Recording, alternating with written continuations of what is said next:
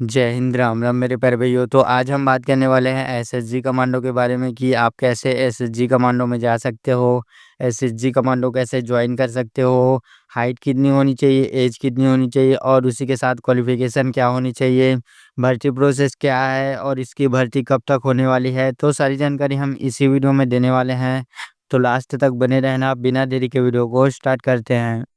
तो सबसे पहले मैं बता दूं कि एसएसजी कमांडो एक स्पेशल फोर्स है जो कि जल थल और वायु तीनों में ही बेहतरीन हमलों के लिए जाने जाते हैं। जैसे para SF, Marcos, NSG commando, cobra commando, इन्हीं के जैसे यह भी एक स्पेशल फोर्स है। तो अगर आप एसएसजी में जाना चाहते हो, एसएसजी कमांडो ज्वाइन करना चाहते हो, तो आप मिनिमम 10th पास होने चाहिए। साथ में आपके 10th में कम से कम 45% मार्क्स तो होने चाहिए। साथ में आपकी एज 18 से 28 वर्ष के बीच में होना चाहिए, तो आप एसएसजी कमांडो में जा सकते हो। तो सबसे पहले मैं बता दूं कि एसएसजी कमांडो में जाने के लिए कोई डायरेक्ट भर्ती देखने के लिए नहीं मिलती। पहले आपको आर्मी का एक हिस्सा बनना पड़ता है, जिसके बाद ही आप एसएसजी कमांडो में जा सकते हो।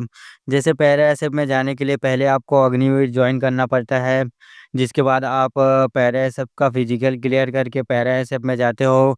ठीक उसी प्रकार आपको एसएसजी कमांडो में जाने के लिए भी आपको सिपाही के तौर पर ज्वाइन होना पड़ेगा, जिसके बाद आप एसएसजी का फॉर्म अप्लाई करके एसएसजी में जा सकते हो।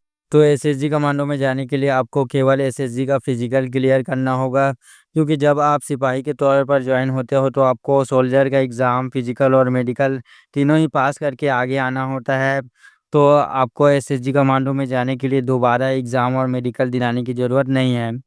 तो अब बात कर ले एसएसजी कमांडो के फिजिकल के बारे में।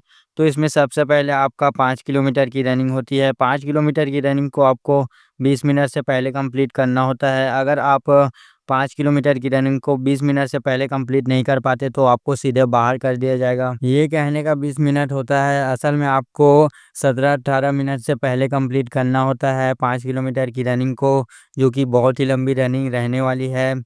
जिसके बाद आप लोगों का होता है पुशअप। पुशअप्स आपको 1 मिनट में 40 रैप मारने पड़ेंगे। अगर आप 40 रैप से 1 रैप भी कम मारते हो तो आपको बाहर कर दिया जाएगा। जिसके बाद आप लोगों का होता है पुलअप। पुलअप्स यानी कि बीम। बीम आपको 15 मारने पड़ेंगे।